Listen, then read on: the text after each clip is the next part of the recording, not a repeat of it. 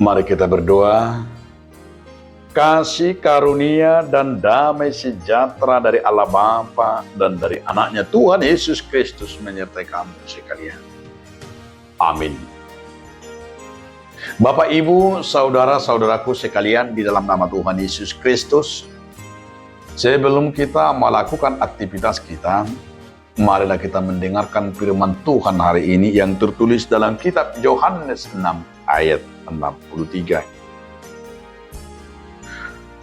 Rohlah yang memberi hidup, daging sama sekali tidak berguna. Perkataan-perkataan yang kukatakan kepadamu adalah roh dan hidup. Todi idon apa ngoduhon, dang marguna anggo daging. Akahata nau kuhatahoni tuhamu, todi dui dot hanguluan. Demikian firman Tuhan. Bapak, Ibu, saudaraku dalam nama Tuhan Yesus Kristus, judul renungan kita hari ini adalah roh yang memberi hidup. Kenapa disebut di sini adalah roh yang memberi hidup? Karena Yesus juga menyatakan setiap orang yang hidup di dalam roh, dia dapat membedakan yang baik dan benar. Tapi orang yang menurut hidup dalam daging, dia akan menuju kebinasaan. Bukan maksudnya kita tidak hidup dalam daging, bukan. Tapi kehidupan manusia itu kita sendiri bagaimana yang dipenuhi oleh roh. Maka selalu dikatakan oleh Yesus Kristus, gali do anggo daging, girgir do anggo todi. Karena kehidupan daging kita ini adalah lemah.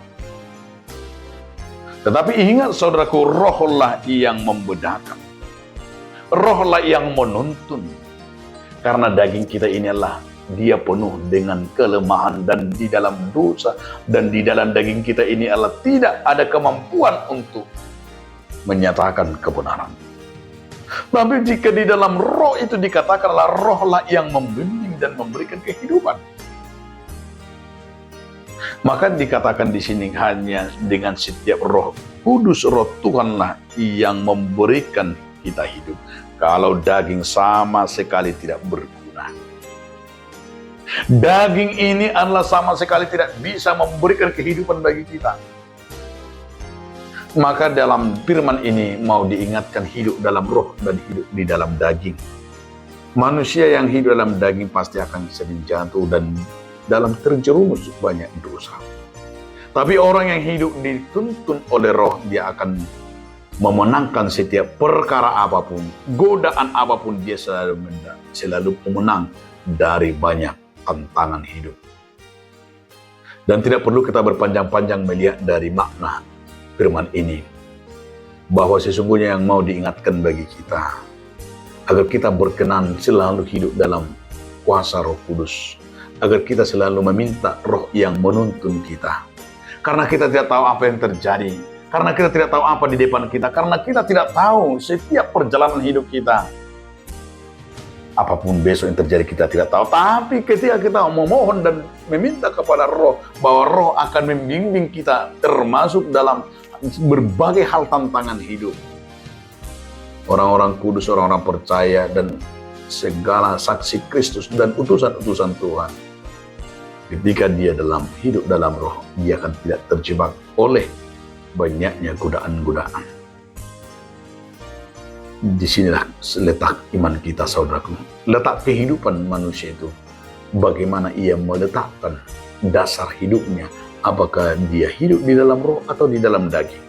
Kalau dia di dalam daging, dia akan mengalami banyak kegagalan dan akan mengalami banyak dosa, dan termasuk yaitu kegagalan-kegagalan hidup. Tapi ketika dia di dalam kehidupan dalam roh, yang roh menuntunnya, dia akan memenangkan setiap perkara dan juga setiap pergumulan hidup. Karena roh dia akan memenangkan hidupnya. Karena roh dia akan dapat dimerdekakan dari segala perbudakan. Amin. Terima kasih Tuhan atas firman yang membimbing kami hidup di dalam roh. Amin.